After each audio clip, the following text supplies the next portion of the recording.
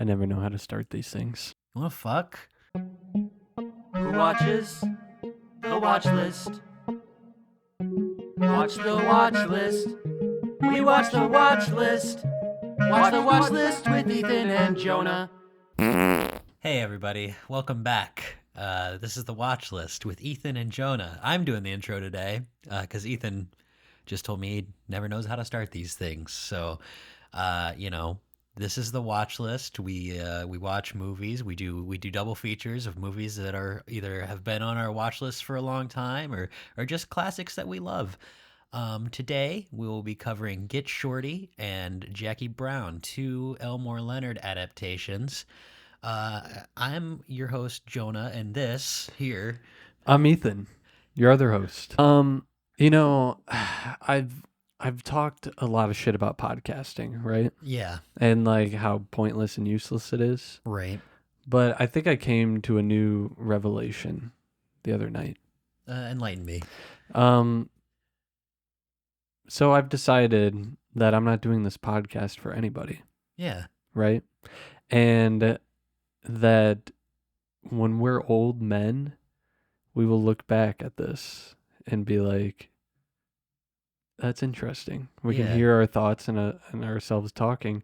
And also, I'm just going to do the podcast how I feel in my current state. Yeah. You know? And I feel like that'll alleviate some of the exhaustion that comes with podcasting. Fair enough. Yeah, I can look back when I'm old and I can look back and say, God, you fucking idiot. Mixing up the fucking Indoraptor with the Utoraptor on the Jurassic Park episode. It's just, it's going to haunt me forever. Well, I saved the people from that. Hey, I'm glad you pointed out a misinformation. I would like to apologize to the community of people who dig up dinosaur bones for a living. Tell them, not me. Oh, sorry. I would like to apologize to people who like dinosaurs. I would like to apologize to dinosaurs. I would like to apologize to people who dig up dinosaur bones. Dr. Alan Grant, I'm sorry. Okay.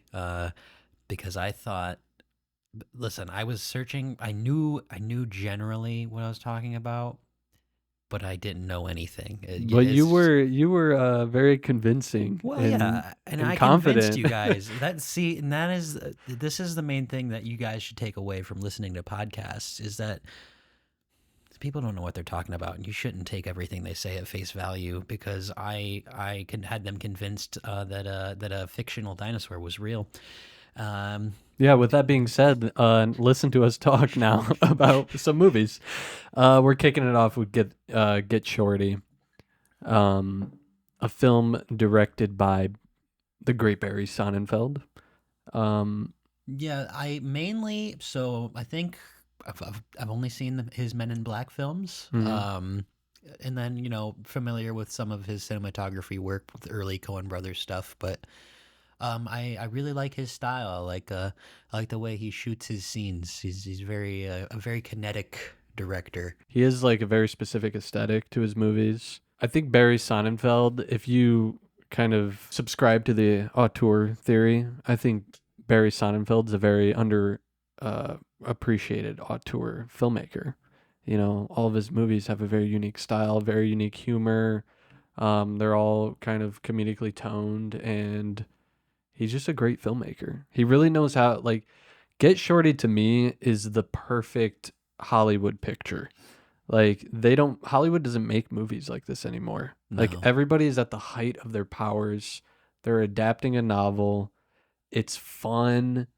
It's a great like crime epic about Hollywood, and you have major stars for the era, and we just don't get great Hollywood movies like this anymore. Like there's not really that level of like genuine fun put into movies, where now it's kind of like these Hollywood pictures are just like factory produced, it feels like. But there was a time, and this was a great period for Hollywood. Somebody's breaking in. Somebody's breaking, trying to get in that door. Hey, we're trying to record a podcast here, okay? You just come in whenever you want and just interrupt our podcast like this. You act like you live here or something. Yes, I do have a gun. Yeah. Anyways, Barry Sonnenfeld. He's a great director. You've seen more of his stuff than I have. I still have yet to see I've yet to see the Addams Family films. This has been a common theme at every episode that we're recording Yeah. of us talking about something, and like I'm realizing how many movies there are that I have not seen. Mm-hmm. And I've seen a lot of movies. Yeah, you've seen John Wick. You've seen Ted. I've seen Captain America Paul 2. Blart. I've seen Paul Blart 2. You've seen Pixels. I've seen Pixels. Yeah. I've seen basically like anything with Kevin James in it, but I've been binging King of Queens a lot. Jerry Stiller, I just like the way he looks. The way he looks is funny. Yeah, that's fair. Okay, yeah, so Get Shorty, Barry Sonnenfeld. Great movie. I love this movie. The more I watch it, the more it grows on me, and the more it becomes one of my favorite comedies of all time. Because I'm not huge into comedies really, but there are quite a bit that I do like. That was kind of a pointless sentence, but you know what I mean. Like, yeah, I know what you mean. Like, I guess I don't. There's not many traditional comedies that I like. Like, this is a comedy. It is. Yeah, but it's also a crime film. film. It's through the lens of a crime movie, but Yeah. it's a comedy. I think that there's some really. I think Travolta's doing some of his best work in this movie. Mhm. It's very reminiscent of his turn in Pulp Fiction. Yeah. To a certain extent, this covering similar ground, but just like I feel like maybe 10% more, just more like positive and like I don't know how to. Travolta is a gangster He's just named Chili Palmer Yeah. who's tired of being a gangster and he just wants to make movies. But he like oozes confidence everywhere he goes. I spilled my orange juice. Oh no, we're having screwdrivers, so Yeah, in the spirit of Jackie Brown. Speaking of that, cheers. yes, cheers. For all you audiophiles out there. Ethan, have fun editing that.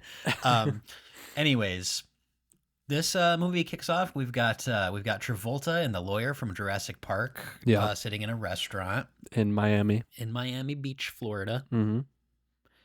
And they're talking about something. I don't remember anymore. It's yeah, we watch these movies kind of further out than we normally do, just because we're busy. Just the way the work week worked out this week, but. I think they're talking kind of about the declining state of the mafia in a certain way. And then you've got across the table from them a few other mobsters, led by one Dennis Farina with his beautiful mustache. I think there's some really great Dennis Farina work in this movie. Oh yeah, he's whoever incredible. was puppeting the Dennis Farina in this movie did a great job. This is when he goes up to Travolta and he's like, "It's chilly outside," and there's chili inside. He's a really funny guy, He with that expert wordplay because like it's chilly outside and like chili's inside too, so that's pretty cool. Yeah. Do we know why his name is Chili? Is that his Christian name? Is that? It's just cool. I don't know. Chili Palmer rolls off the tongue. It does roll off the tongue. It's a good name. Did we mention that both of the movies we're covering are Elmer Leonard? I did. I mentioned it at the beginning. So Get Shorty. I say this movie a lot in the podcast. That's what I've noticed. I'm gonna try and not say that as much. So Get Shorty. Especially since we do 2 movies an episode. It's gonna get confusing. I just want to say, I wrote some quotes down. Yeah. That I love because there's a lot of great lines in this movie. One is Harry Zim, the great late hackman. The hackman himself. Rest in peace. He says at one point, I once asked this literary agent, what kind of writing paid the best. He said ransom notes. That's a good line. There's also a Ray Bones line. who, we were just talking about, Ray Bones. Ray Bones, good name. They say the fucking smog is the fucking reason you have such beautiful fucking sunsets. That's a good line. Chili Palmer at one point says, "I'll find you, Leo. You leave a trail like a fucking caterpillar." Don't really know what that means. And then another one. Maybe he should have chose like snail. Yeah, slug. And then a great one. Fuck you, fuckball. Yeah. Fuck you, fuckball. Fuck you, fuckball. What's that mean? I don't know, but I like it. Yeah, I like one where Devito is explaining his acting process, where he says something to the effect of, "I find the stem and I wind it up, and then he just takes off." Like, I have to find the exact quote. I came woefully underprepared to this podcast. Woefully. Ooh, you Shakespearean. Yeah, Get Shorty is just a really fun movie. The cast, can we talk about the cast in this? It's stacked. Yeah, it's the great Delroy Lindo. Shout out Delroy Lindo, who was great in Sinners this year. Yeah, I mean, he's great in everything he's in. He's always a powerful performer. You have the Hackman, one of my favorite performances of the Hackman. Gandolfini, he's so good, almost unrecognizable, with a beard and a ponytail. Yeah. He plays a stunt man. I found the quote now. Go ahead. All I had to do was find the character's center, the stem. I used to wind him up and he'd play, man. He'd play. Yeah, that's a good one. Just like classic stuck-up actor speak, Yeah, Devito is really good in this. He pops up, like they save him. He pops up about like 45 minutes into the movie. I was expecting way more Devito in this, but the amount we get is good. It's rare. I know it's not like rare, but it's rare now in the context of Devito now to have a performance of him where he's not spitting sludge and ooze. Yeah. I feel like, Tim Burton really turned him into the sludge and ooze guy, and that just continued through like Always Sunny later on. This was post Burton Batman, I think. Yeah. This was kind of, he did a lot of gangster movies like Hoffa and all that when he was directing. And this is a very reserved Devito we have. This is of the era of Elmore Leonard adaptations, post Pulp Fiction, because Devito produced Pulp Fiction. And he produced Get Shorty. I think he produces Out of Sight. He's producing a lot of these, like the resurgence of these gangster films. Right. Basically, Chili Palmer, in the opening, he comes to a problem, which is he went to go get his coat from the coat check, and somebody took it. Yep.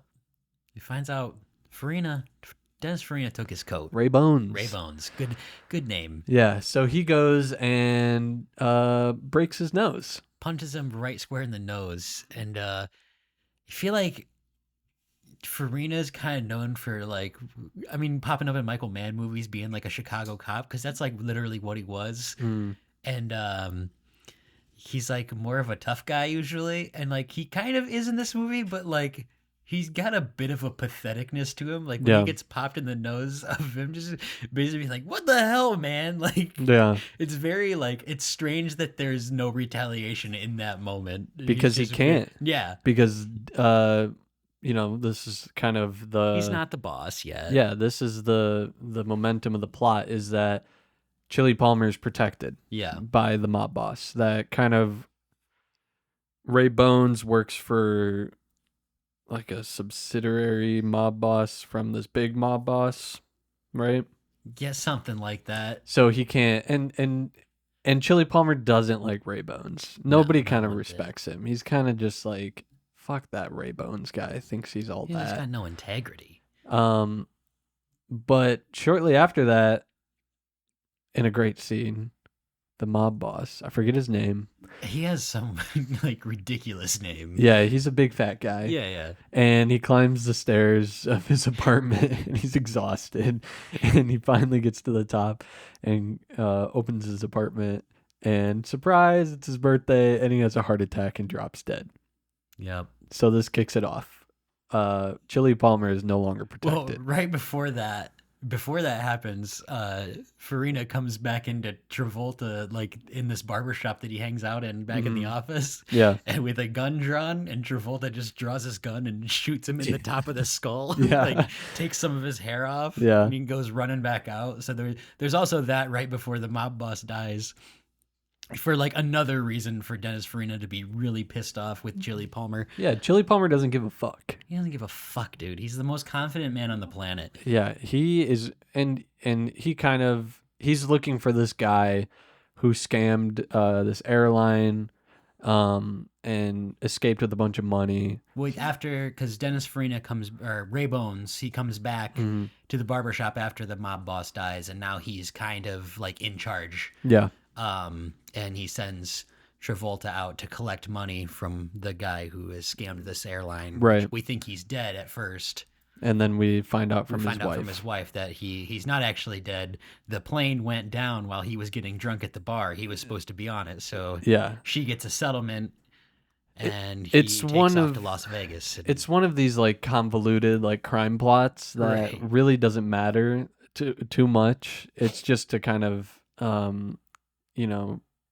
it's continue really just the the story. driving force of getting Chili Palmer out to Los Angeles. Yeah, where he wants to get involved in the movie business. Yep. Because once he goes to Vegas, to the casino that this guy he's looking for was gambling his money at. Yeah. Made a bunch of money there, bunch more money there, and then went off to L.A. So he knows he has to go to L.A. and the casino owner asks him to check in on Gene Hackman's character. Right. What the hell's his name again? It's Harry Zim. Harry Zim. Yeah. Asks him to collect from him because Harry Zim owes him some money. And Harry Zim is kind of like this. He makes like these cheapo B movies, like these monster movies. There's a point where he said, like, he wants to make his big Oscar movie with no mutants or maniacs. That's what he says. Yep. And Harry Zim, we love mutants. Yeah, he's sort of this Lloyd Kaufman figure. Yeah. This Roger Corman type guy. Exactly. But he wants something more. He wants to make this movie with Devito, because Devito in this movie, he's like A-list actor. Yeah, he plays Napoleon. He's like, it's like another interesting part of DeVito's career where it's like he was like this serious actor, and like, I mean, still is. I'm sure he could still give you a great serious performance. He's just very much kind of doing the Always Sunny thing and popping up, spitting out black goo in the new Beetlejuice movie. But yeah. We love to see it. We love to see it. I think he's really come into his own. But like DeVito had like such a weird persona because like the way he looks, and like you're not looking at that guy like A-list actor, Yeah. But like he's great. DeVito is one of my favorite actors. Yeah, he's really an interesting actor, like in look and in performance, and it's just amazing that he was able to make it so big in Hollywood at the time, Yeah.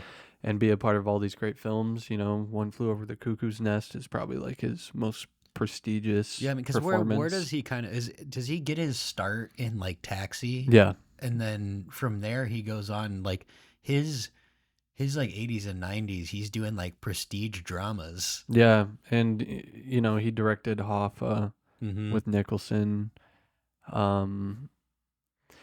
But yeah, DeVito's awesome. And to continue on with the cast, what's his name? Uncle Rico.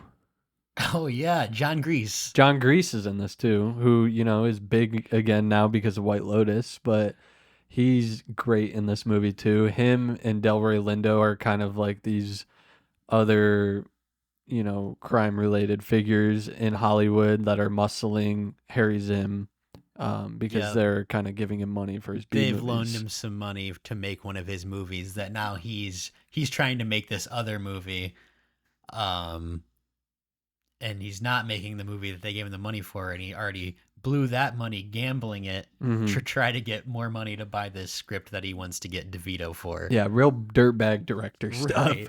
Right. And I just love, like, this movie is just so light and fun, and I love the colors in this film. Like there's the scene where Travolta's talking to the guy's wife that scammed the airline, Mm-hmm. and they're like sitting in the front lawn, and you have like all this pink and like green, and it's just you don't really and there's even that shot like way later on in the movie where Travolta drops the title. He says "Get Shorty," Yeah. when him and it's Rene Russo, right? Yes. Yep. They're like sitting outside in front of There's like like a the sunset. sunset. Like there's real like artistry, like Yeah. even in this silly movie. His filmmaking, at least in this movie, like I see like how kind of integral he is to early Cohen stuff. Yeah. Like Raising Arizona is a very like similarly very kinetic moving thing. Like every time a scene starts in this, the camera is moving from somewhere. Like Yeah. there's a lot of motivated camera movement. It's very kinetic. There's a lot of movement happening at There's all that times. shot of like Chili Palmer getting out of the car that starts in the window and like kind of pulls out with Mhm. him, and he's walking up to the steps. It's just like a lot of great directing, and Barry Sonnenfeld's like a really rare case of a cinematographer turned director that is successful. Like Yeah. usually that doesn't pan out for a lot of cinematographers, but Barry Sonnenfeld kind of, just ran away with it. Yeah, I mean, there's not even really a lot that I can think of No, because I don't think it usually they doesn't have as pan much out. success. No, but he's a unique voice, I think. Yeah. I hope he makes another movie soon. What was the last thing he did? He directed Did he do Men in Black 3? yes. And most recently he did the series of unfortunate events. The series? The series On Netflix? Okay. Yeah. Yeah, Barry Sonnenfeld, funny guy. It comes from like Yeah, your friend Barry. yeah, my friend Barry. I met Barry at the Plaza Theater. It was it was cool. He's a fun guy. Me and Savannah got to see Adam's Family at the Plaza, and Barry Sonnenfeld talked before. Went to a book signing. His books are great. Like his first book, Barry Sonnenfeld, Call Your Mother, Mm-hmm. is fantastic. Like it's one of the best Hollywood books. Like his story is just so hilarious and tragic. And just how he kind of fell into the film industry is just very fascinating. And he has some grotesque stories in there that I will never forget. And I'm reading his most recent book too, which is even more stories of him in Hollywood. His first book is more about his life, and this new one that he had coming out has a lot of stories. I should have refreshed myself a little bit because he talks about Get Shorty a lot in the book. Yeah, give us a break, man. We've been busy. We've been working. It's a lot of work. Okay. I worked like 12 hours yesterday. I'm tired. And we're just chilling out. We're talking about this movie. It's currently May 5th. It won't be when this episode releases. Yeah.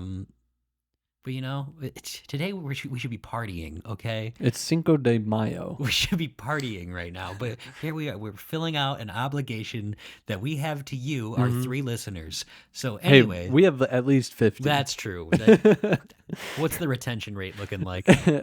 People usually drop out by now. If Damn. you're still listening right now in this episode, comment below fuckball. Yeah, say fuck you, fuckball. Fuck you, fuckball. And we'll know that you made it, like 10 minutes into the podcast? Unless you're only responding to the first time we quoted it and just wanting to repeat it, then, there's maybe it's going to happen before then. So maybe, you should say... Maybe you should say, like, fuck you, fuckball, I'm still listening. Yeah, say that. Say that. Comment that below. And I'll heart it or whatever. Yeah, YouTube. We'll love it. I don't know. Love it. Yeah. Yeah, we'll love it. I don't know. There's like, what's your favorite scene in this movie? Okay, I've got an answer. What my favorite scene is? I think it's when Ray Bones goes to Gene Hackman's office. Mm-hmm. And it does the whole thing about the smog in LA. Is that why your fucking sunsets are so fucking beautiful? Yeah. And then, makes Hackman shoot the dead guy and shoot I forgot his name again. John Grease. John Grease. Yeah. I think that might be my favorite scene in the movie. That's a great moment. And then after you have like a lot of good physical comedy of Hackman in a neck brace with his arms all braced up. I mean, the scene, not a couple scenes after that when they're at the restaurant with Devito and he's sitting there is so good too. Where Devito orders everything off menu. Yeah. Gets like, we're going to get an omelet made only with egg whites. Yeah. Can we share that with the table? And some of those strawberry sorbet or whatever. Yeah. Just like, give him 2 straws. Yeah. There's some great stuff in there. I like when Hackman is walking in and everybody's like, hey, Harry Zim, you killed that guy. Like everybody, he's like the talk of the town now because he allegedly shot somebody. Yeah, what's your favorite scene?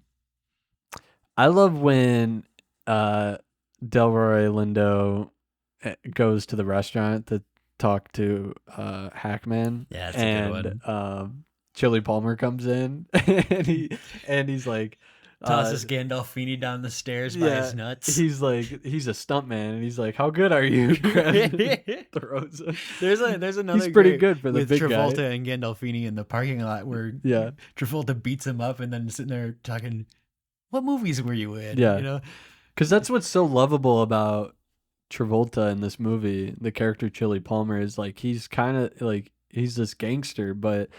Well, it's because he's a cinephile. Yeah, as a movie lover, you love this guy because he loves movies. Yeah, you know, it's just you're instantly on his side because of this. Like he's this hardened gangster, but he just loves movies so much. Yeah, you know, like when he gets the girl by liking her shitty movies. You know. Yeah, when he's like when he goes to see Touch of Evil and he's in the audience and he's just like. You know, reciting the lines. Yeah. Like, it's just... Which, to that I say, dude, shut the hell up. You're in the movie theater. But... Nobody else is in there. No, but it's fine. It's whatever. Yeah. But if I was sitting somewhere close to him and he kept doing that, I'd maybe turn around and give him a little dirty look. Because I'm like, hey, man, this is my first time seeing this movie. Like, what are you doing? Yeah. What are you doing?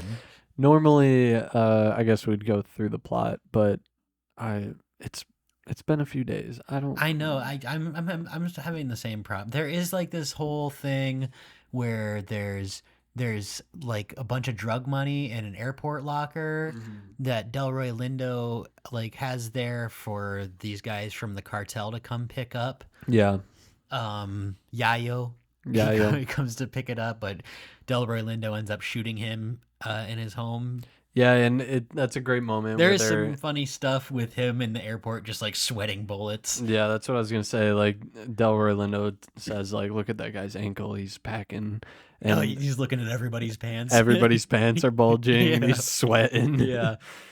Yeah. There's just great comedy. Like this is a perfect movie to just like put on, and you're just gonna enjoy every minute of it. Like it really is just a perfect like crime comedy film. It really is.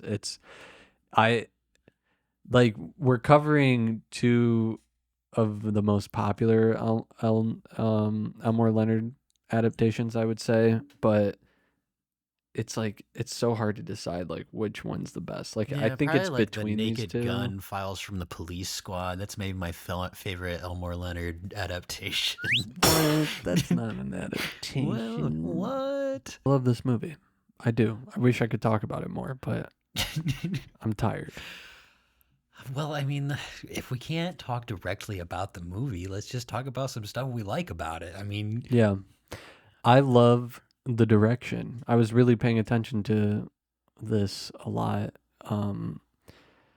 It's sometimes like I like to just focus on how a director's like staging things and why it works. And this movie has a lot of like great camera movements that just and blah blah blah blah blah blah enhance the scene and whatnot. Enhance. Zoom in again. Enhance. Yeah, I just love Barry Sonnenfeld's sensibilities with filmmaking, and he said one time, I think when I saw him, he was like, to make a great comedy, nobody should know that they're in a comedy, 1, and 2, film it with wide angles, because wide angles are funny. He's just described the Naked Gun files from the Police Squad. I mean, the greatest comedy ever made. I'd like to go on record and to say that The Naked Gun is the funniest movie ever made, and there's no movie I could ever watch that might change my mind, other than maybe Friendship this year. I'm gonna be really annoying about that movie. What if you hate it? If I hate it, I'm gonna kill myself. All right, you heard it here. If Jonah hates it, he's gonna review it live on air and kill I himself. think there's no way I hate that movie, though. There's no way I hate that movie. Can you say you're gonna kill yourself on YouTube?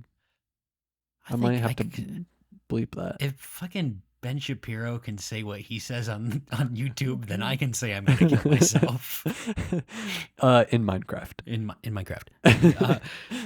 Savannah, you watched Get Shorty as well. What was your favorite scene? I know like you didn't love the movie or anything, but like, do you got a favorite scene from the movie? I liked when he shot his forehead. Yeah, that was pretty funny. Yeah. Or when he was sweating in the airport. Yeah. At everyone's ankles. That made me laugh. Or when he.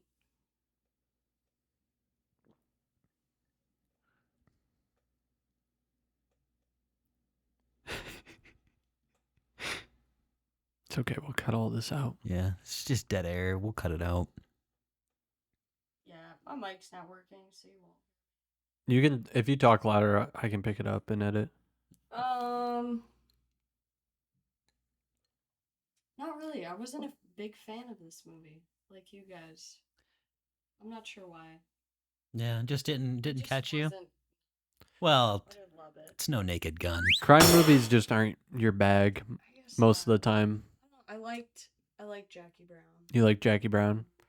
We'll get into Jackie Brown. I took just a couple notes. And I've kind of already talked about this a little bit, but I wrote here the best a Hollywood movie could be. Great writing, incredible cast, great camera work, light, fun, noir tone, beautiful colors and sets and costumes, funny dialogue. John Travolta is at his very best. Gene Hackman is perfect in this role. And yeah, I just love this movie. It's a perfect movie for movie lovers. Yeah, it feels like a disservice to the movie that like I feel like we're kind of out of stuff to talk about with it now, Yeah. but yeah, we were busy this week, and it's been probably like 5 days since I watched it. So Yeah. with that, I mean, Get Shorty, it's a good movie. If you like crime movies, if you like comedies, you'll probably enjoy it to some extent at least. Yeah, I think it gets even better on rewatch. It's just one of those, throw it on every once in a while. It's a great movie. And there's also a sequel called Be Cool, which is, not as good, but it's got funny moments like Dwayne The Rock Johnson. Yes, I'd like to talk specific because I have not seen the movie, but I have seen that one scene with The Rock in it, which I think is maybe some of The Rock's best work. Yeah, he's really good in that. That's a movie. We've got an upcoming Rock rebrand coming. Yeah. With the Smashing Machine, and now he's like tapped for a new Martin Scorsese movie. So I'm interested to see where this new chapter of The Rock's career goes, because I'm a Rock denier. Okay, I do not smell what The Rock is cooking most of the time. Funny enough, I actually saw Be Cool before I saw Get Shorty. Yeah. I was in Michigan and at my parents' house, and my dad was like, "Have you ever seen Be Cool?" I'm like, "No," and he's like, "You have never seen Be Cool?" And he just put it on. I'm like, he was big into Be Cool. He liked Be Cool. Had he seen Get Shorty? Oh yeah. Or was he just a Be Cool guy? No, he likes Get Shorty too. But I think there's a television show. When I was going on Amazon to watch Get Shorty, there's a Get Shorty series. I'd be interested to see what that's like, but I'll probably never watch it because it's television, and who's got time for that? Well, I do. I've got plenty of time. I've got so much time, in fact, that I could watch a season a day. Not really. I work. I have a job. I guess with all that being said, we should talk a little Jackie Brown. Yes. Directed by Quentin Tarantino. Ever heard of him? He's, people, I feel like there's a newer, like, consensus now with Tarantino. Like, people like to shit on Tarantino for some reason now. Like, because he got so popular. I don't Yeah. I don't really get it because every single one of his movies are great, I like all of his movies. you I know? do. I'm not a Tarantino hater by any Mm. stretch of the means. He's not like one of my guys or anything. Yeah. You know, if Mark Maron asked me who my guys are, he's not one of my guys. Who you guys? Who are my guys? Lock the gates. Yeah, you know, all that good stuff. I think Tarantino is a great one of our great contemporary filmmakers, for sure. obviously. Like up there, you know, I think I mean, you've got your Paul Thomas Anderson of Right. that time, who I prefer. I prefer his movies, well, but I'm ready to say it, and I've said it before, but I'm ready to say it hot on mic. I think PTA is the greatest contemporary filmmaker, that's fair. American contemporary filmmaker. I think when it's all said and done, he's the one that we'll be talking about. Yeah. And this whole thing with Tarantino, like, I'm only gonna make 10 movies. I was thinking about this Give it today. up, dude. Like, I get where he's coming from, you know, especially since he just had a kid and he got married and all that. Like, he just wants to raise his kid. I get that. But with Tarantino, he's one of those, he's like Spielberg in that way, where he was like a wonderkin, like, Yeah. young filmmaker. And his whole thesis on filmmakers getting worse as they get older, I feel like doesn't necessarily apply to him in the same way, because most filmmakers hit their stride in their 40s, and he started in his Yeah. late 20s. And like, not to mention, like, Spielberg's still making good movies. Yeah. Like, even now, Mm-hmm. and he's made like fucking 50 of them.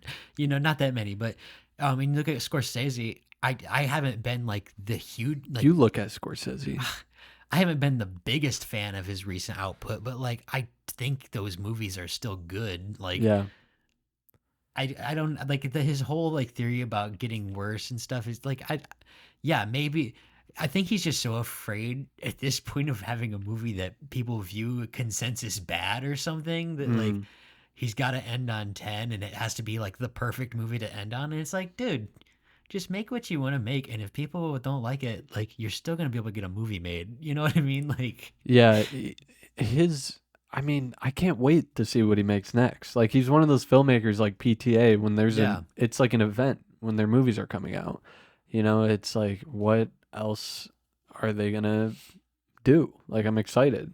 And Tarantino's consistently entertaining. It's like the kind of movies, you know, Yeah. just like pure I entertainment. do think there is a certain swagger to like the 90s Tarantino movies that maybe isn't as present in Yeah. later stuff. He's like, his style has, as much as it is still like his thing, has changed. I said that on my letterbox a few years ago on Jackie Brown, when I had rewatched it like in 2021 or something, that there is like this groove and swagger in Tarantino films that in the 90s, like, it's like he's like trying to make these 70s crime films. Yeah. And then He kind of moves post on to that. doing these like large kind of Epics. epic scale thing Yeah. that, because after Jackie Brown, this was his bomb. yeah. You know, this was I kind of think hated. That's kind of insane. This is one of his better movies, I think, if not one of his best. I think this is his most mature film Absolutely. in a strange way. It's not really violent like a Yeah. lot of Tarantino films. There's only like It's violent in content, like in context, within the context of the movie, but like, there's not a whole bunch of like crazy violence shown on screen. It's kind of all off screen, yeah, even or like in really wide. Pulp Fiction is more violent, you know.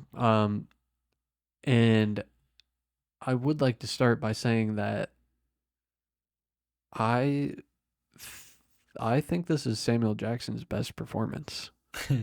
That's fair. Yeah, I really do. Like, I was going through his filmography, trying like looking through it, and I'm like, yeah, I'm ready to say Ordell Roby, his best character, his best performance. Like, I think he's really good in this. I think I might give the slight edge to Jules, but he's really good as Ordell. yeah, there's something about like Sam Jackson in Tarantino movies and in Spike Lee movies, Yeah. like, they know how to use him so well. He is really despicable in this movie too. Oh yeah. Like, they make him look kind of gross with that long hair and long hair is gross. You shouldn't have it. Uh, that long hair and that fucking The that goatee. long soul patch goatee he's got. Yeah. Like he's just got this scumbag look. Yeah. He's an arms dealer. Low level arms dealer. And this is Tarantino's only like adaptation also of Elmore Leonard's Rum Punch, which, he changed the title, he changed the main character. All of his changes, I think, I never finished the book. I read quite a bit of it. Maybe I'll read it when we go to Florida next week. But he changes all of these to kind of fit Pam Grier, because Pam Grier, Tarantino was a huge fan, obviously. I'm a huge fan. And she auditioned for Pulp Fiction for Roseanne Arquette's role. Okay. In the Tim Roth, when they're in the diner. Mm-hmm. She auditioned for that role. And Tarantino didn't choose her, but then decided he's going to write this movie for her. And there's a story like when she came in to audition, Tarantino had all the posters from her blaxploitation films in his office, and she came in and she was like, did you put all these up because you knew I was coming in? He was like, no, I was actually going to take them down because you're coming in. But he kind of, in a similar way to Less Success, he was revitalizing Pam Grier's career. Yeah. Because, middle-aged Pam Grier in this movie, before that, she wasn't doing much of anything. And post Jackie Brown, she's in Ghost of Mars. You have that bizarre turn in Escape from L.A.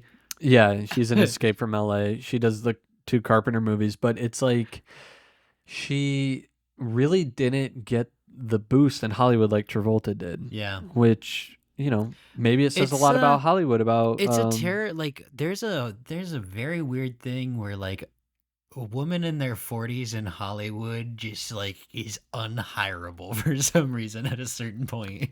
Yeah. Like at least in lead roles, like they just don't get them. At the very least in the 90s and the 2000s. I think it's changed a bit, but she's fantastic in this movie. She's a great lead performance. You have Robert Forster, who I always love. Robert Forster, he's Alligator, Sheriff Truman, man. Alligator, Sheriff Truman in Twin Peaks, Jim Cummings' dad in Wolf of Snow Hollow. Yeah. Like he's always great. And that 2 minutes in Mulholland Drive. And this movie, another story about the making of this film is that Tarantino saw Robert Forster in a restaurant, and he went up to him with the script for Jackie Brown, and he said, "You're doing this." And again, revitalized Robert Forster's career, because before then, Robert Forster was kind of a B-movie actor. He had like Medium Cool I believe in the 70s, and Alligator, in the 80s. And he was just kind of a B-movie performer. I mean, Alligator, certainly a movie we'll probably definitely cover at some point, right? No, definitely not. Definitely not gonna do that. But so Robert De Niro reached out post Pulp Fiction to Tarantino and said, like, I want to work with you and I want to play Max Cherry. And Tarantino was like, well, I want Robert Forster for Max Cherry, but maybe you can do Lewis. And when this movie kind of came out, I think Robert De Niro was disappointed by his role, and because this is kind of a rare De Niro performance where he plays a kind of a secondary character, and it's very a subdued performance of playing this guy who just got out of prison, who's like this quiet. He hardly ever talks. He's kind of a bum, a stoner. Like it is just like such a rare performance by De Niro. It's also like such a great look for De Niro at that time too. Like just the stash and the salt and pepper hair, tattoos. Yeah, he like it. in a strange way, like this is one of my favorite De Niro performances. Yeah. Like, and I'm not saying that just to be like contrarian, like, but it's just like when I think De Niro, I think Raging Bull, I think Goodfellas, I think Taxi Driver, I think Cape Fear, and I think Jackie I Brown. Meet the Fockers, Bad Grandpa. The Family.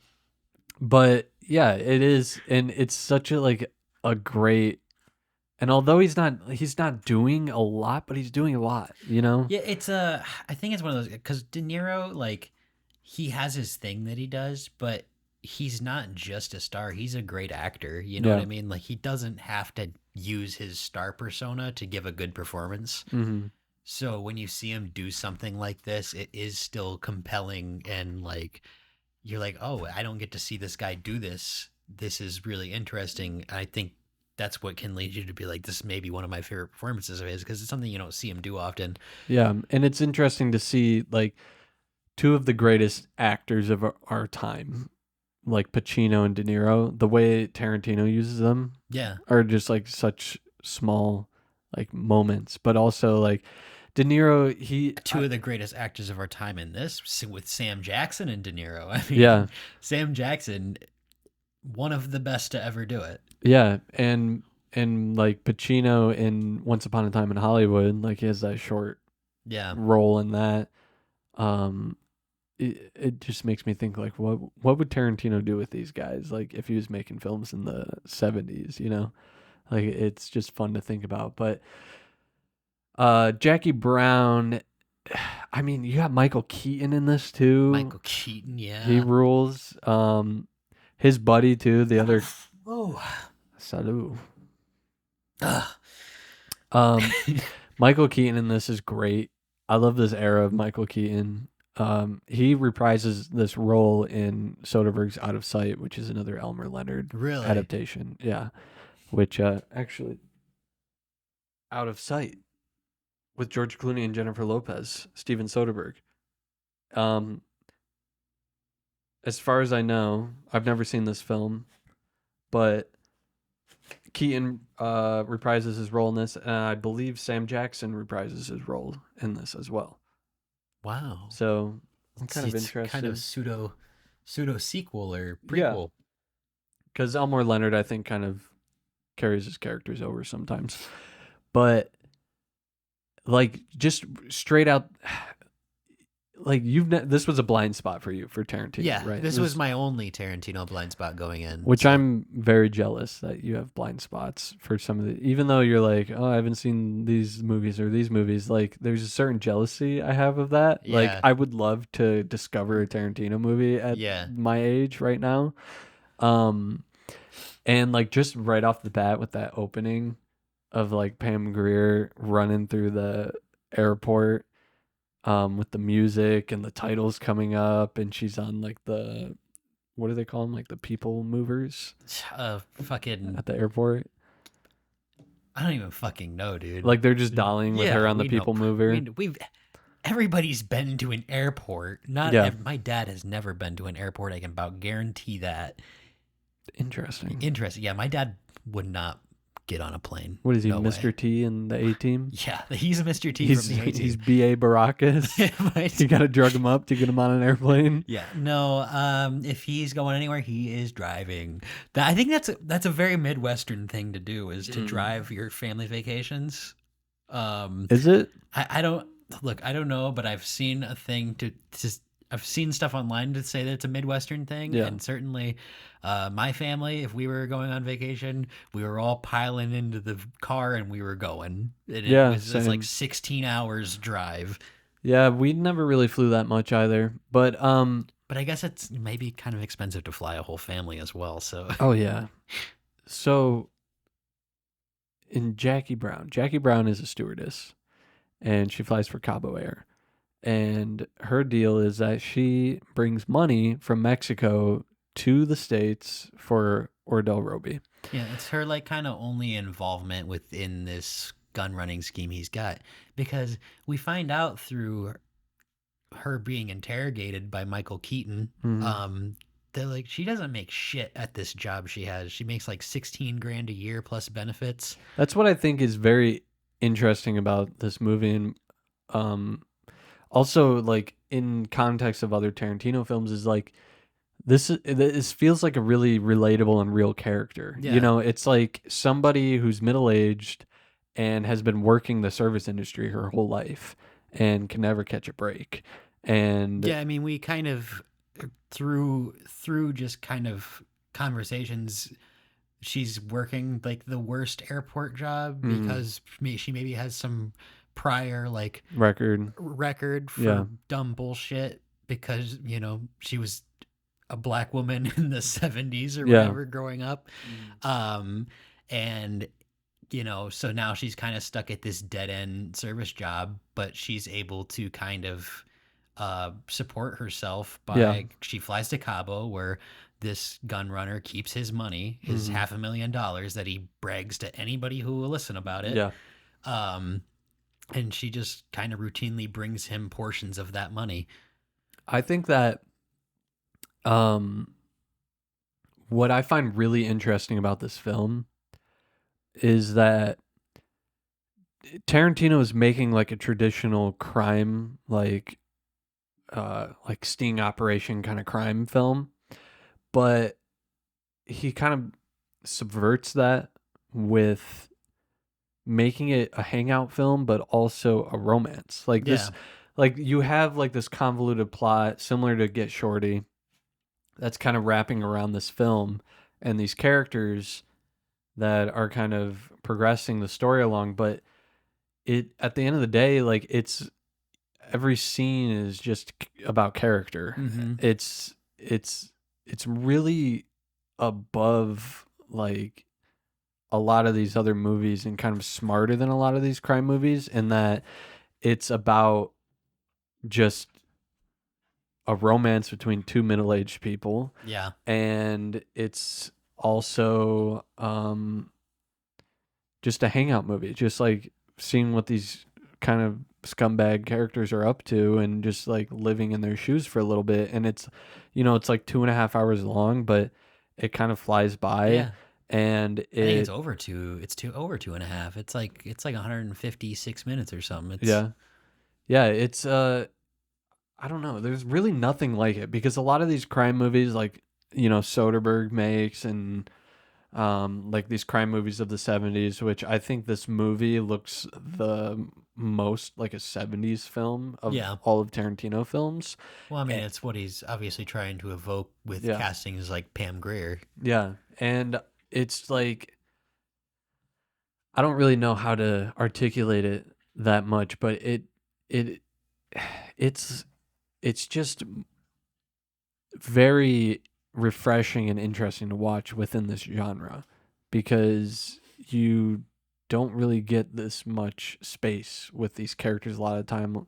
It has like those very quick and snappy moments where the movie's kind of thinking ahead of you and they're planning things and they're double crossing, but also it it's not afraid to sit down and take its time and just like have characters talk, Yeah. you know and that's one of the reasons why it's one of my favorites of his. It's very rewatchable in that Yeah. way, where you can just go back and I guess a lot of It's the Tarantino movies same. are like that. I Like, think it's the same thing that makes Pulp Fiction so rewatchable. And I mhm, mean, it's the thing that both him and PTA are so good at of like intertwining all of these loose threads that to come together and just like throughout the movie, like cutting in between all of these different stories and then bringing mhm, them together in a way that is satisfying and like you feel rewarded for having like even though it's a fucking 2 hour 2.5 hour 3 hour movie like yeah. it's a rewarding experience.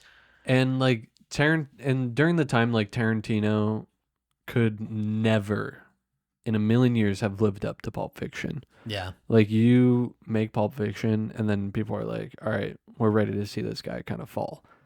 After that, he made Reservoir Dogs, which was a great first feature, and then he made Pulp Fiction, which changed, cinema. Really, like everybody just copied that after, and then he comes out with Jackie Brown, and people are like, meh. boring, whatever, bullshit. And I think in hindsight, like now people are coming around to Jackie Brown, I think. Yeah. But it really is so different from his other films because it's really about the characters in a way that his other movies aren't. Yeah, I mean, it really doesn't have that same like snappy. Mm-hmm.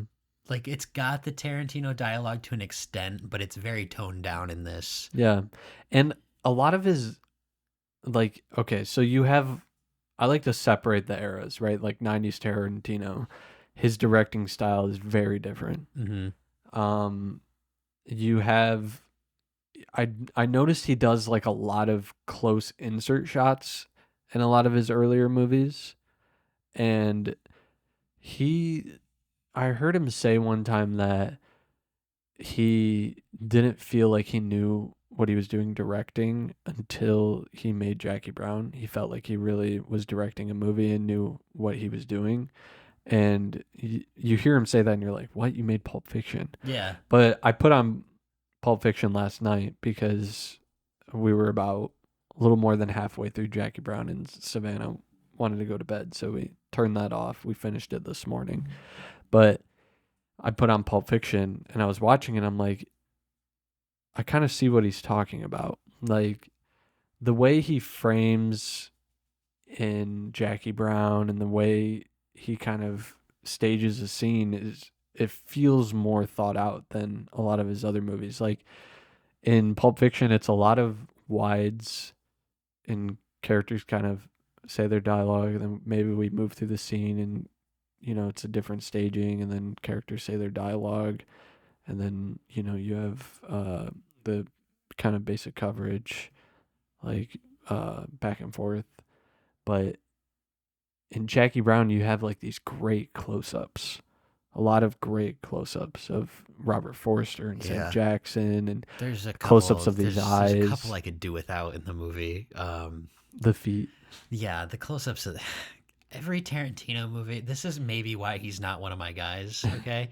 Because every time you just get slapped in the face by a close-up shot of somebody's dirty-ass feet, Jonah loves feet. I cannot get on board with it. Not one bit. If when you get close up of her fucking rubbing her nasty ass toes on the fucking rim of De Niro's drink, and I'm like, you know what? I know why he shoots her later because I would too.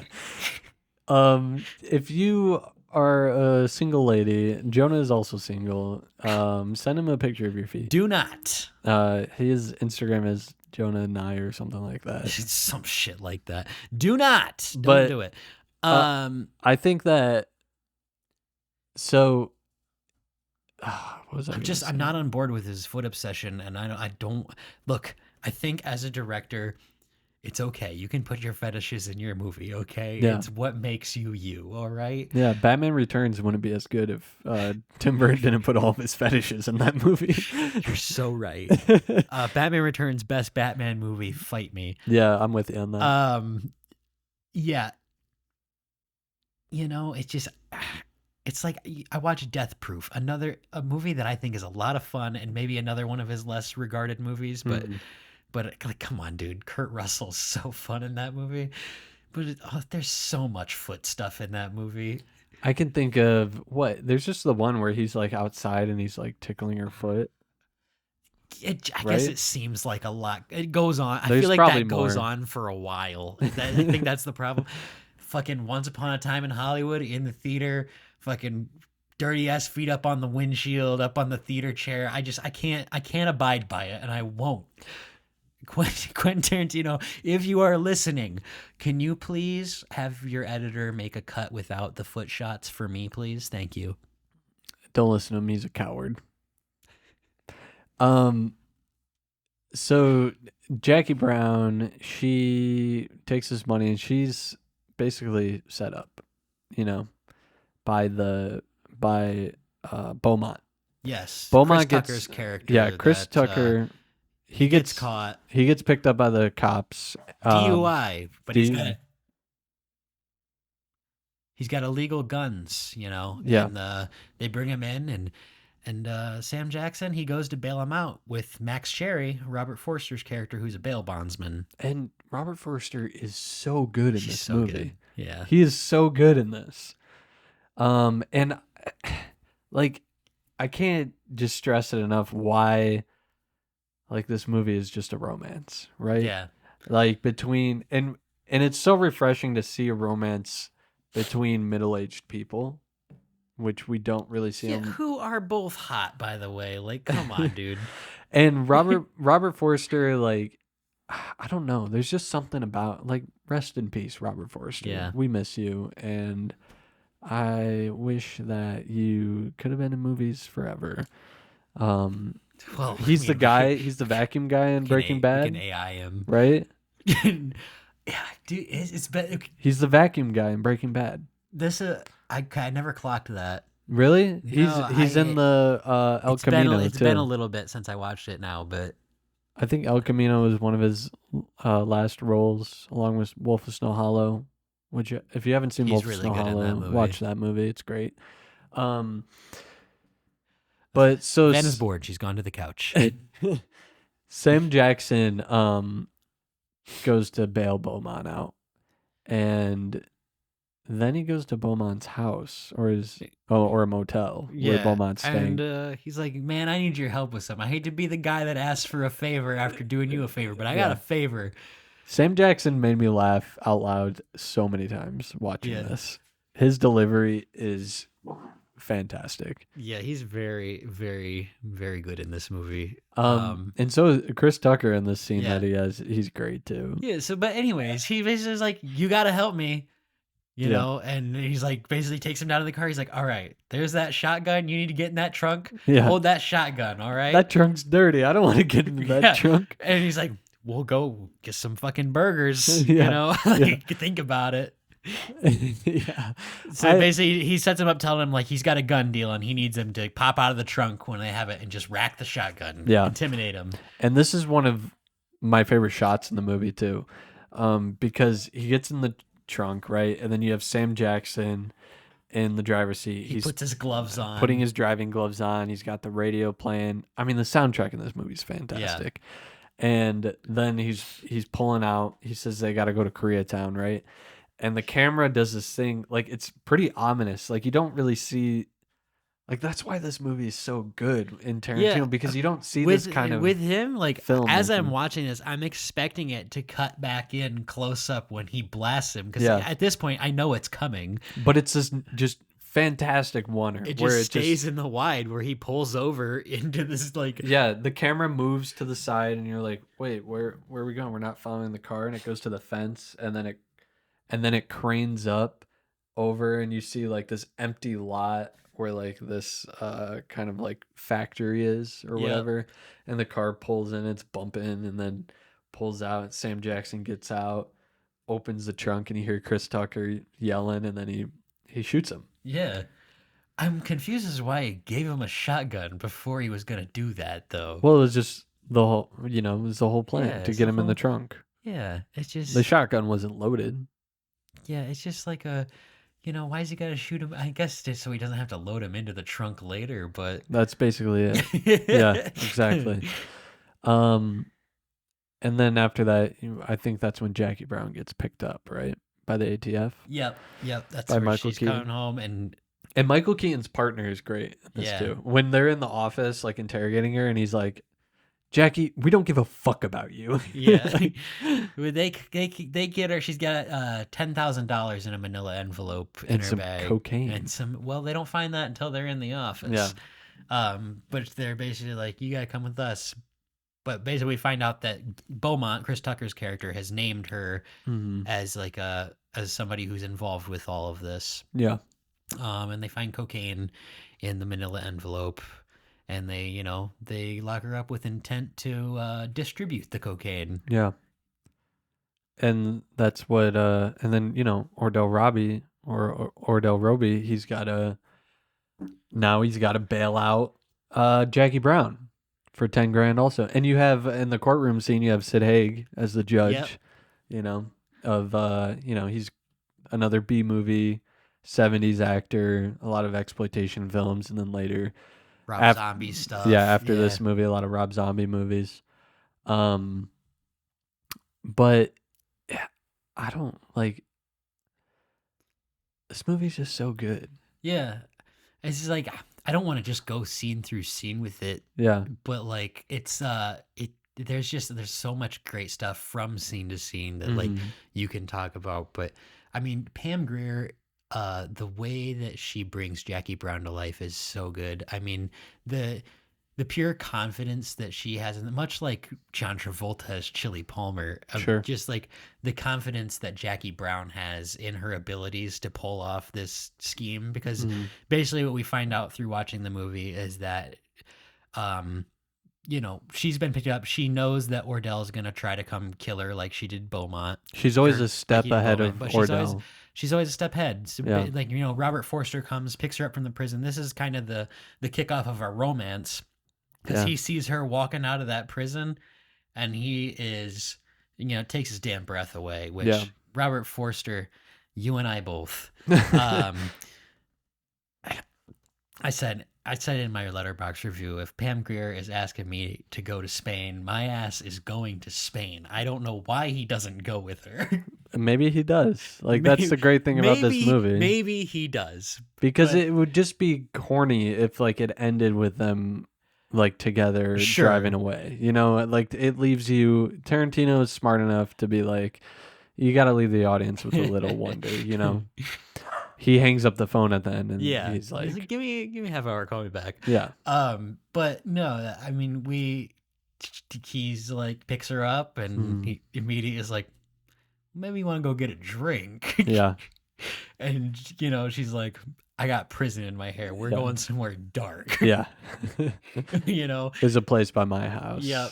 And then you have that great scene of them together in the bar, and it's the red lighting and everything. And but yeah, she. It's like it very like very subtle, like Robert. You can tell like Robert Forster, like the way he plays this role and how he's like enamored with Jackie Brown throughout this movie. Like it's like that very subtle like falling in love kind of thing, where he, you know, every time she talks about another guy, he's like, do you think he likes you? Like he's just like kind of shy about it.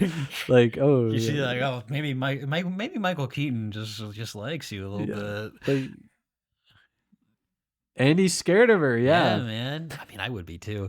And like how he's like interested in her music, and then later on he goes and gets her music, you know. Sam Jackson, you listen to the Delphonics? That's a great moment when they're in the car together. Yeah. But no, Jackie ends up borrowing Max Cherry's gun without him knowing. Yeah. Because she knows Ordell's gonna drop in on her. So she's fucking ready when Ordell gets there. And there's that like great thing, like he keeps turning off the light. Yeah. You know, and she's like getting a screwdriver for him, and they're talking about stuff. And screwdriver. Yeah, screwdriver. I finished mine. But you know, he turns the lights back off, and he's got her hands up around her neck, and he's basically asking her like what she told the feds. Yeah. And then you hear the gun cock. He's like, is that a gun pressed up against my crotch? Yeah.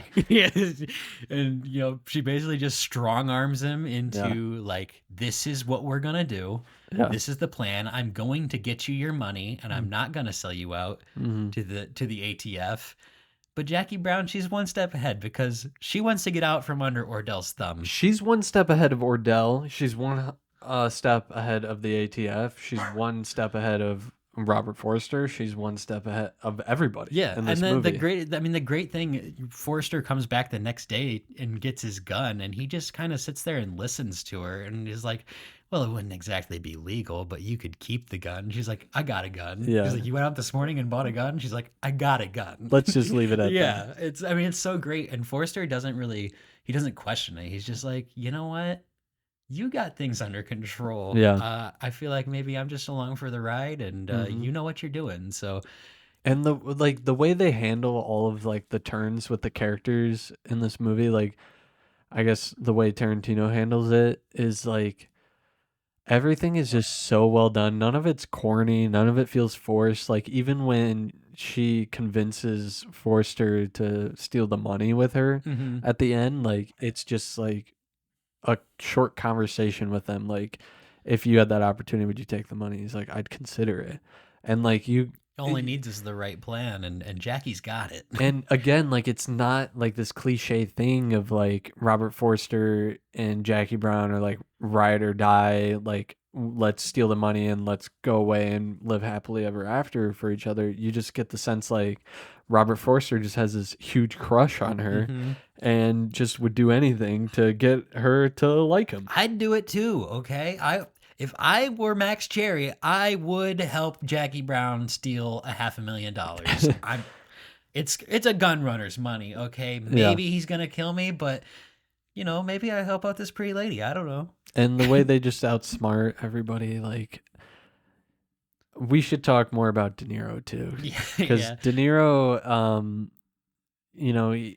he gets kind of paired up with Bridget Fonda's character in this, who is just like this stoner, just surfer girl living probably rent free in one of Ordell's, because Ordell has like all these different like houses set up throughout the city with like women there that live there a long time, and he kind of just bounces back and forth. Doesn't really have an address where he stays, to kind of remain anonymous from the police and everything.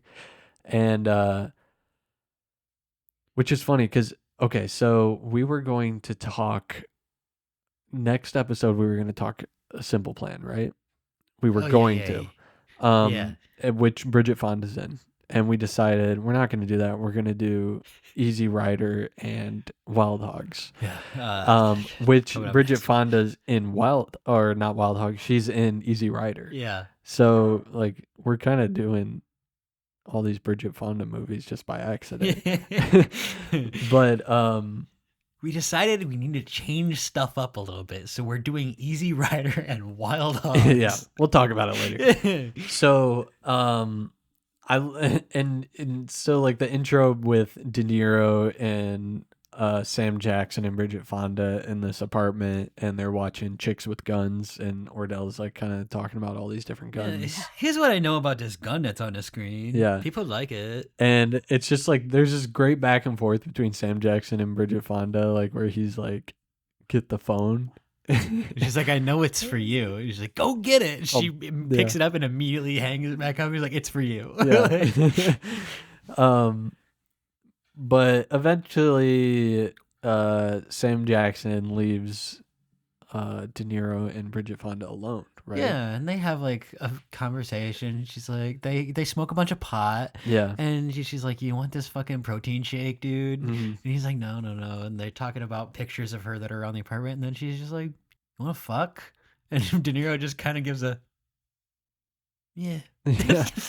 And from what I understand, I think this is the only sex scene in a Tarantino movie.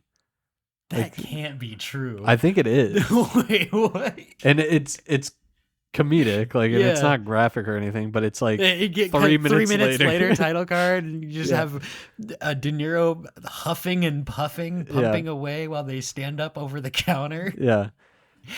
And then it's just done, and she's like, well, that was fun. Now we can finally catch up. Yeah. And then she is kind of like, hey, Ordell's not all that great. Have you ever thought like maybe we could just get his money and fucking rip him off? Yeah. And De Niro does not like that. No. De Niro's so good in this. He's very good in it. He's so good in this. His ass used to be beautiful, man. Does he say your ass used to be beautiful, or does he say her ass used to be beautiful? I think he says your ass used to be beautiful. I'm pretty positive. That's later on. That's later. It's a spoiler alert later on in the movie. But no, De Niro ends up, he's drinking with Sam Jackson at the bar, and he's kind of like hinting like, I don't know, you really trust this girl or whatever? And Sam Jackson's like, oh, she tried to convince you into taking my money, didn't she? Yeah. We basically is like, he knows that she's trying to rip him off, but You know, it's better to keep those. His philosophy is it's better to keep those people close to him where he knows where they're at than to. Yeah, he says like, no, I can't trust her, but I can trust that Melanie's gonna be Melanie. Right. You know, so he knows like where her next move is. Yeah. And I mean, that's kind of an interesting. It's the kind of the other side of the coin of Jackie Brown where he thinks he knows what Jackie Brown's gonna do, Yeah. but it's just like everybody underestimates her because of who she is. Yeah. Like nobody thinks that she's capable of it, you know, but she's probably the most capable person in the entire movie. Yeah, Is the most capable no person doubt. in the entire movie. She is like the active character, and everybody around her is just kind of like waiting until her next move. There's in a way. There's that great moment when like the real heist is going off and she like runs out frantically and like you think maybe something is going wrong. Yeah. But it's like she's got it all under control. Like, And the way that is directed and edited together, like how we jump with the time, like to see everybody's perspective of the heist is so great. Like this is I mean, I guess we should talk a little bit about where they do the first like setup at the mall. Where basically it's going back and forth with her talking with the ATF and with Ardell and with Robert Forster about what the plan is, and she's kind of only giving each of them just kind of one piece of the plan, you know? Yeah. Because she's got it all, but she's got to make the ATF think that she is fully working with them, which to an extent she is. She's got to make Ardell think that she's fully on board with getting him his money back. She wants to get all the money back, but not for him. Yeah. And she wants him out of the picture. Yeah. Because he's volatile and dangerous and could come back to kill her at any time. Yeah. And like, even though she's not like fully honest with Max Cherry, like he's kind of getting the most honest version of it, I guess, because to a certain extent, he's in on the final plan. And Max Cherry also, I think, says like he kind of plays dumb, right? Sometimes, or not really plays dumb, but just plays like the listener. But he kind of also knows what's happening. I think. Yeah. I think his character reads that way. Like he is smarter than he puts out, you know, and he kind of, you know, he's an older man. They say he's 56 in this, and like, do you think was he 56 when they made this, or was he older? I mean, he looks pretty old in this. Yeah. Like, I feel like Robert Forster at a certain point, like just got old.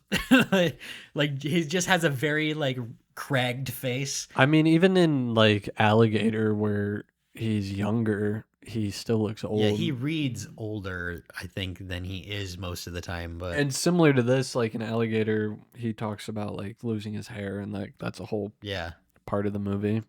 Shout out hair, body bags. Shout out hair, dude. We're talking about losing your hair a lot. But he talks about this too. Like Tarantino puts pieces of his actors in his movies too. Yeah. Like there's that conversation between Jackie Brown and Max Cherry about getting older, and she's like, "What do you think about getting older?" And he's like, "You're not you look old." Great. Yeah. I wasn't asking about me. He's like, "Besides an afro, I bet you look just the same as you did in the 70s or whatever." And he talks about losing his hair again in that scene. But what were we talking about? We were talking about Jackie's plan. And like, you know, how she's kind of leading Ardell one way and the ATF the other way. And they set up this kind of trial run for the ATF of I'm bringing back 10,000 again. Right. And this is how the exchange is going to go down.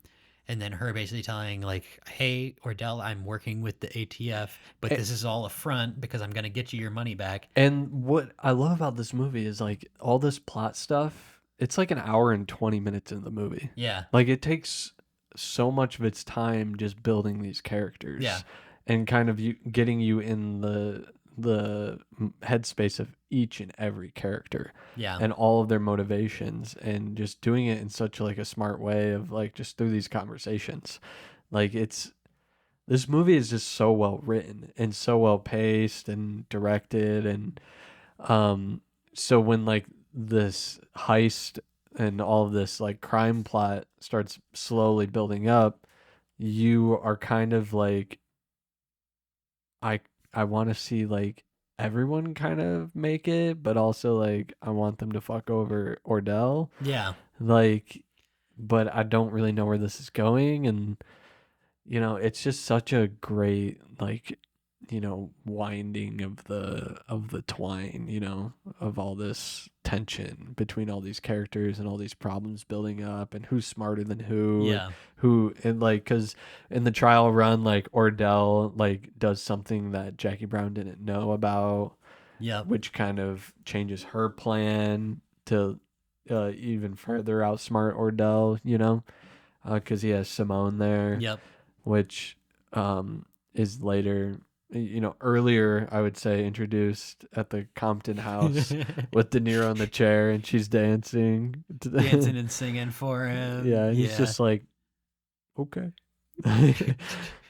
Yeah, a lot of De Niro's work in this movie is just kind of him sitting somewhere and reacting to stuff. Yeah, and just being like, until like his major scene later on. yeah, where you realize, oh, this guy is a psycho, because we've learned that he robbed a bank, Yeah. and he was in jail for 4 years, and he has that energy of a person who's been in prison, just Yeah. like this kind of quiet. But he seems very like He doesn't know how things work. Like, he doesn't Yeah. know about the key fob, Yep.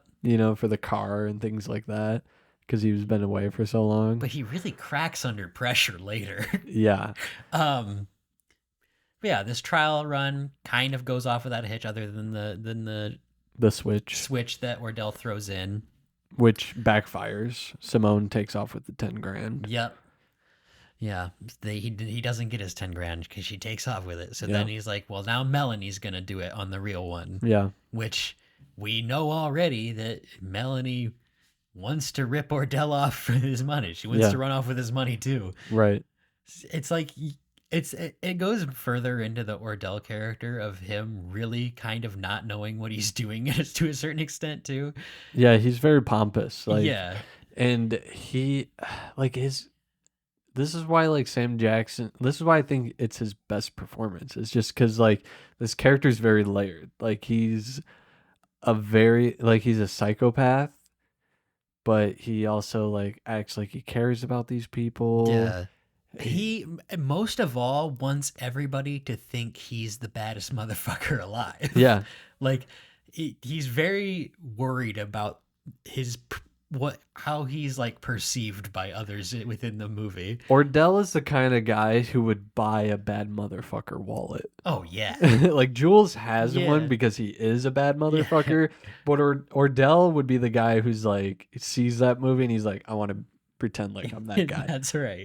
Yeah. Yeah, it's he very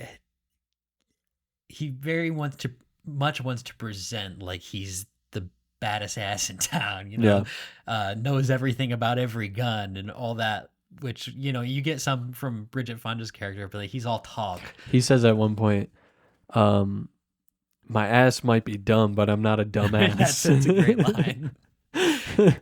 It's something I actually used to tell one of my bosses, who was a complete dickhead when I worked construction, where he'd like, if I didn't like know about something, like he would just not want to explain how to do something. Like, just take the fucking 5 minutes to tell me how to do this thing. Yeah. Because I haven't been working construction that long. Like, I'm still learning stuff, but he'd just like assume I knew how to do it, Yeah.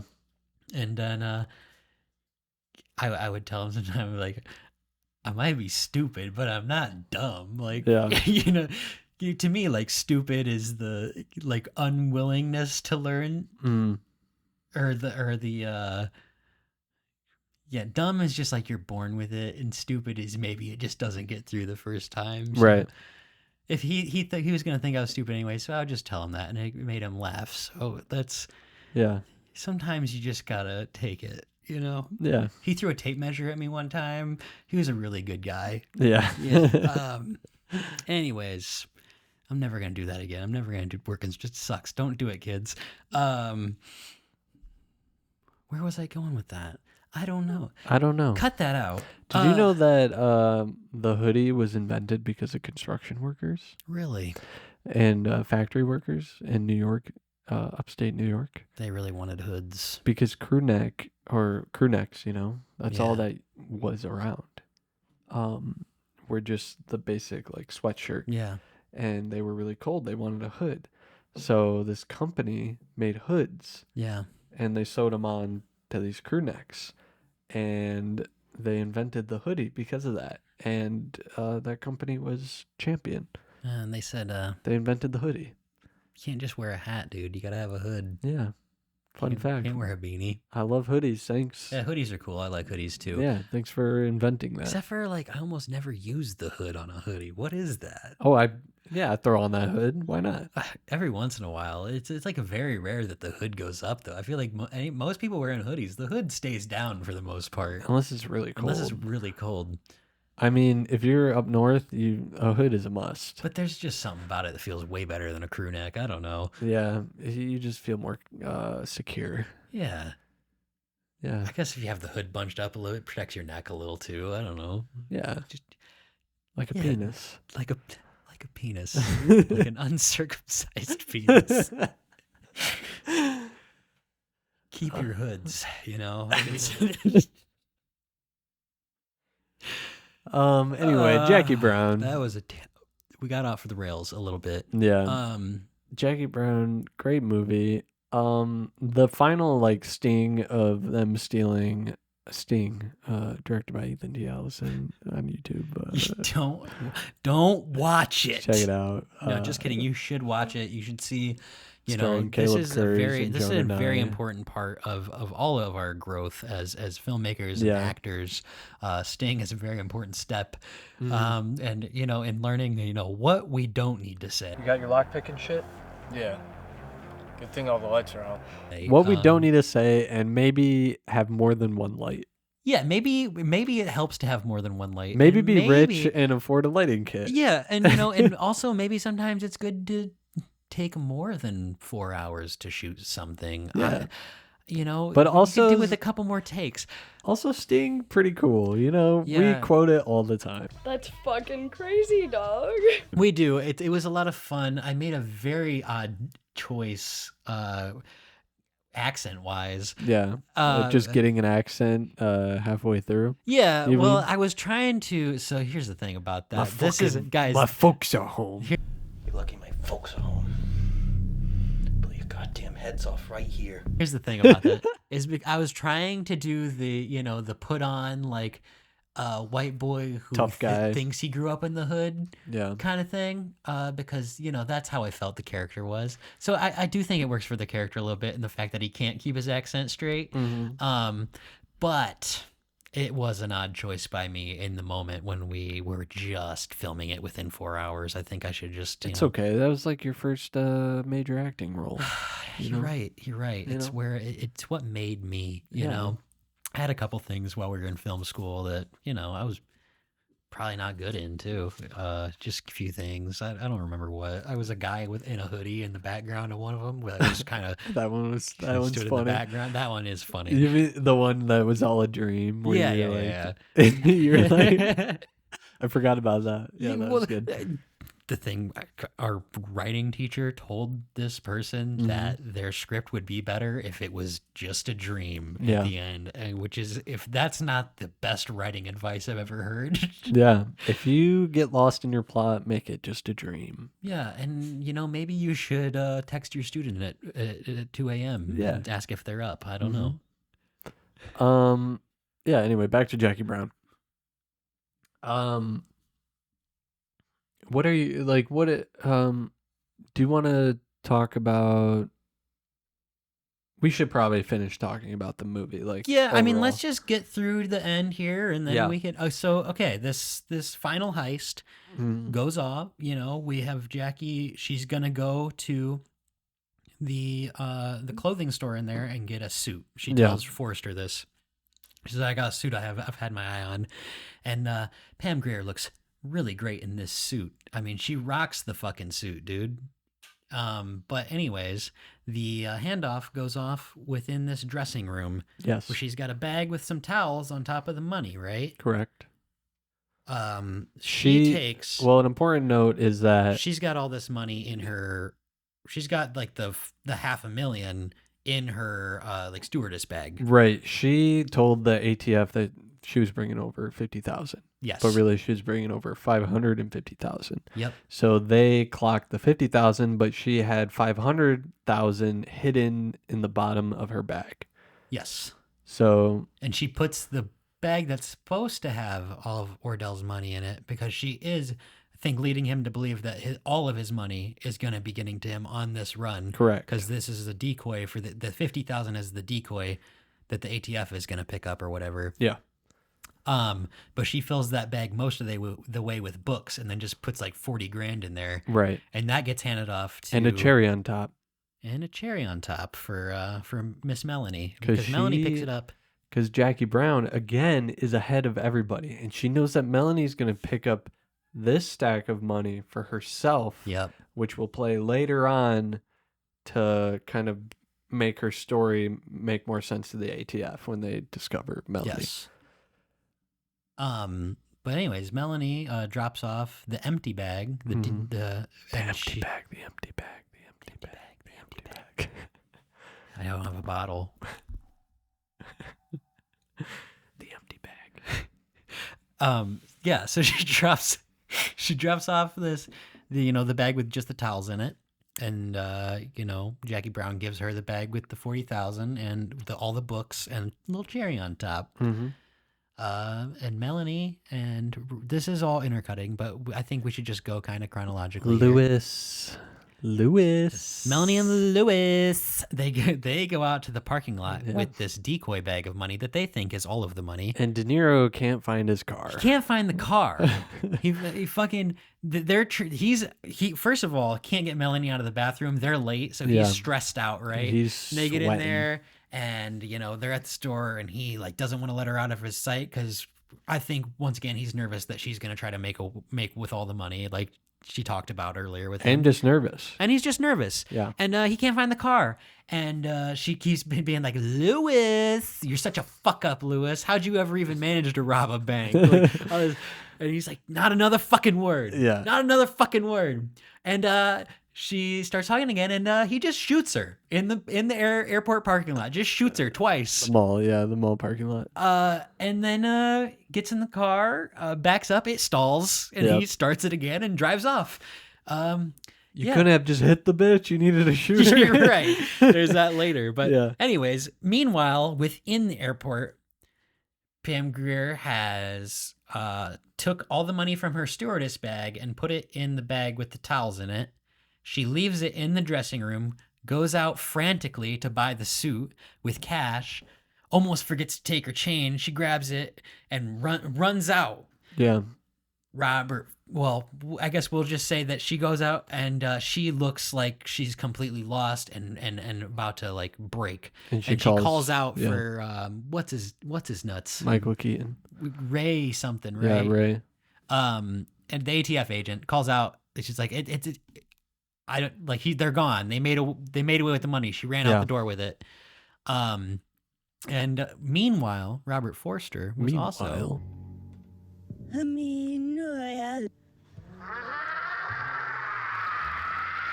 in the store, right? Pam Grier has said up to the store employee that, hey, I think somebody left a bag with some towels in the dressing room.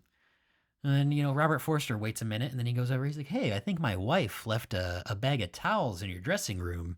Mm-hmm. And then he gets to go into that dressing room, grab all of the money in that bag, and he walks right out and drives away with it. Yeah, and it's great, like how Tarantino takes his time with that scene too, Yeah. where he's just like, just settling on Robert Forster with him. Like, you can tell, like he's thinking like, this is it. I'm making this decision. Like, Yep. I'm going through with this. I'm doing it, and like, Goes this back is so to the, easy. if you had a chance Yeah. to get $500,000, would you? And he's like, you can see it in his performance. Like, this was too easy. You Yeah. know, like, I'm getting away with this. I'm doing it. I'm making this decision. Yep. And he gets in the probably car. knows at this point, like, this isn't over yet. Yeah. You know, there's still Ordell to deal with at a certain point, you know, like he's a Right. dangerous guy. But he's totally in at this point. Like, if he wasn't in before, he is in now. And like, you know, Tarantino is doing the thing where he's kind of cutting back to each point of view of this scene, which I think is really well done. Yeah. But there is a sense, like, until you get to that last reveal that, like, oh shit, like, something's going wrong, because Pam Grier sells it so hard that something is going wrong. Yeah. But yeah, then Lewis goes and picks up Ordell from the strip club where he was hanging out. Mm-hmm. And they drive around the block and they look in the bag. This is where he tells him that he's like, well, you know, Melanie, she was running her mouth and I shot her twice. Once in the chest, once in the stomach, yeah. you know? And Ordell is basically like, well, is she dead? Like, I hope she's dead. Last thing we need is her being alive now. Like, Right. Yeah, and then Ordell ends up looking in the bag to get his money and finds out that he's been screwed over. And figures out through this that it was Jackie Brown, but at this point is like, Lewis, you kind of fucked me over here. And he says, your ass used to be beautiful, man. Well, he shoots him once first and says, your ass used to be beautiful, man, and then shoots him again and kills him. And that's kind of like the most violent moment of just the movie. blood onto the window. Yeah, because besides that, there's no blood in this movie. Tarantino's known for his blood and his violence, but this movie kind of subverts that in a way. Yeah. You know? Yeah, but now Ordell, he wants his money back. Yeah, and he kind of goes and he hides out in a little crack house. Yep. And he calls up Robert Forster. He calls up Max Cherry. With all the threats. Yep, he's like, I know she's got my money. And he finds out from Lewis that Max Cherry was there in the store. Mm-hmm. And he saw Jackie Brown and Max Cherry, you know, cutting it up in the mall beforehand. Right. Another day. And they play him, you know, because Robert Forster, he goes to meet Ordell and he's like, here's that 10 grand for your bail. Like, yep, he has his employee go find him. Yeah. And he just kind of says, you know, that's what I do. I find people. Yeah, and then Max Cherry's like, okay, we do have your money. It's at our place, at my office in the safe. You know, come with me. This whole time, Ordell's got his gun trained on him, and Max Cherry seems fucking cool as a cucumber. And we're cutting to Jackie Brown in the office with the gun going. You are a little bit like worried the whole time. Like, is he just gonna shoot Max? Like, because this guy is unhinged. Like, he's volatile. Yeah. He's Russell Crowe in Unhinged. I haven't seen that movie yet. I think I should definitely see that movie. Why haven't I seen Unhinged yet, Ethan? What's going on? I don't know. It's pretty funny, but you know, it's not a must see. It seems like I need to see it specifically, though. Yeah, I saw it. I don't remember much of it. Yeah, he's fat Russell Crowe and he's mad. He's mad because this lady honked at him. She honked at him. You don't do that. She to people. blared her horn. She didn't give him a courtesy honk. Don't do that. He to said, people. you should have given me a courtesy honk, and you didn't. You just started yelling at me and blaring your horn. Now he's the Pope's exorcist. It's great. Anyways, back on track. We set up that Jackie Brown is at Max Cherry's office waiting for Ordell. She's kind of doing the, hey, Ordell, pulling the gun. Like, there's like, every character is like, there's these imperfections that are like, even Jackie Brown, who we've seen to like, she's got it all planned out and has it all together, always one step ahead, is like rehearsing what she's going to do when he gets there and like is scared. Like, yeah. To where, you know, during this, she picks up the phone and phones the ATF. Right. But yeah, and then Max Cherry and Ordell get there. And Ordell confronts Jackie Brown, and Jackie Brown says he's got a gun, and they just come in and they fucking blast his ass. Yeah. And then, you know, Jackie says to him, like, you know, when you said, I hope that I get him before he gets you, you did. Thank you. Yeah. You know? And the ATF's none the wiser that she's got that $500,000 in cash. Yeah. She won in the end. And then you have that moment that we talked about earlier where she's like, come with me. Yep. Now the ATF And is they off her kiss. back, Ordell is dead. She's no longer a threat. Mhm. Anybody else who knew about it is now dead, other than Max Cherry. And she comes back to his office to thank him, and she said, "I got that money in the mail. You know, you should have took more. Like, basically, he only takes his rate."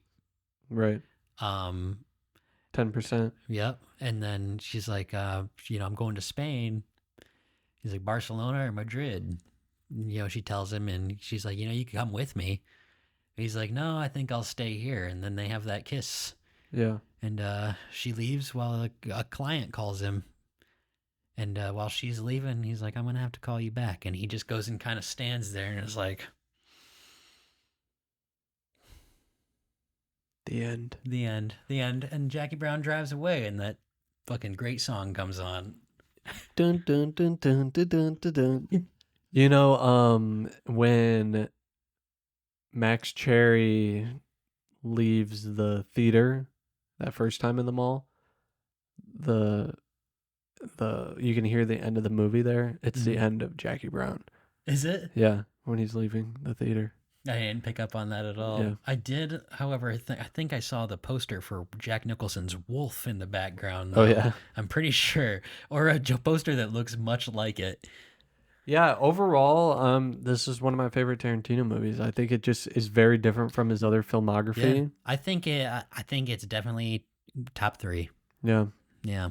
Since you saw all of Tarantino's movies, do you want to do a little ranking? Do a little ranking? Yeah, I can do a little ranking. Okay. There's 10 of them. Let me pull them all up so I just have reference. There's 10 of them or 9. Yeah. There's 10 of them. I'll go first while you're doing you that. go. You go. I'm gonna get it done just so I don't miss any here. All right. I think I have a list somewhere in here. Yeah. Okay. So I have number 10, Death Proof. Okay. Number 9 is The Hateful Eight. Gotcha. Number 8, Kill Bill Volume 1. Number 7, Kill Bill Volume 2. Okay. Number 6, Django Unchained. Number 5, Reservoir Dogs. Number 4, Inglourious Bastards. Number 3, Jackie Brown. Number 2, Once Upon a Time in Hollywood. And number 1, Pulp Fiction. Okay. All right. So similarly, I think Death Proof, as much as I enjoy that movie, probably definitely, that's number 10. Yeah. Okay, then I go number 9. I'm gonna go Once Upon a Time in Hollywood. It's not my favorite. How many times have you seen it? Just the once. Okay, yeah, you're wrong. Watch it again. That's fair. Hey, that's fair, but it's not my favorite. Let's see. Number 8, I'm gonna go Reservoir Dogs. I love that movie, but once again, just there's stuff I like better. Okay, then I'm gonna go Hateful Eight at number 7. I'm gonna go number 6, Kill Bill 2. Number 5, Kill Bill. Interesting. Number 4, I'm gonna go Django. Number 3, I'm gonna go Jackie Brown. Number 2, Pulp Fiction. Number 1, Inglourious Bastards. Okay. Fair. Yeah. And besides, you're sleeping on Once Upon a Time in Hollywood. We'll see how I feel about it upon rewatch someday, but I didn't love it when I watched it. I liked it, but I didn't love it. When I first watched it, I didn't love it either, and then I've seen it like 5 times after that. Yeah. And it's another movie like Jackie Brown where it's just a hangout movie. Yeah. And the more you revisit it, the more it just kind of grows on you. It's a great film.